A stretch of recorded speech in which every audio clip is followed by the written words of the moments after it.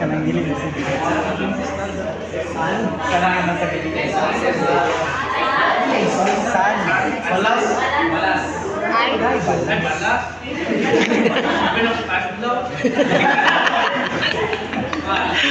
Why? Naon, nagkanay color. Pakitag sampol.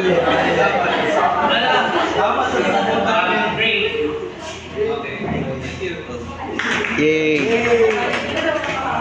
So, organic impurities is anong nito na pestalihan or anong nito na It's because impurities sa ano ang aggregates kaya maka-affect siya sa concrete in which ma-affect pa niya strength o yung durability.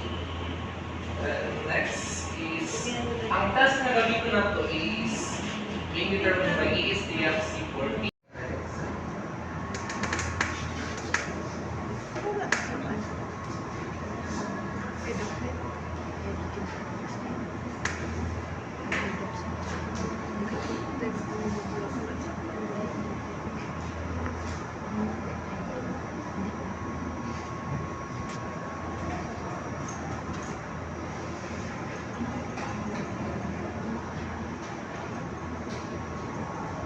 Kaya itong i-ano ng water treatment actually. Hindi siya itong ano.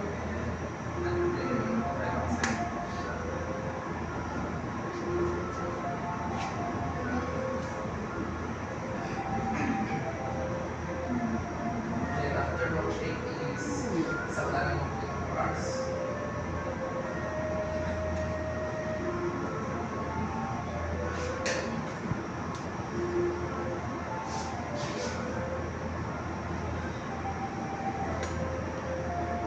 Di ba makita na ito na ano?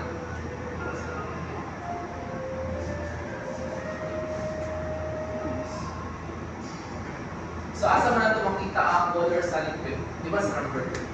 Then ang color sa itong aggregate kayo, maklasify na ito sa number 3. So it means na much lighter siya.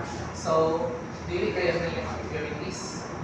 Okay, so first, ato sa ikuan, discuss sa sound test test. So, what's the sound test test? So, sound test test assesses how well an aggregate can withstand battery and freeze-thaw cycle which can cause rapid breakdown. So, pag may nung weathering mo na siya, breaking down or wearing down of rocks. And pag may nung freeze-thaw mo na siya, if ever mag-occur na siya, if air temperature is super low, so mag-freeze ang ato ang material. Tapos if ever man na high tayo is na-metabog na to.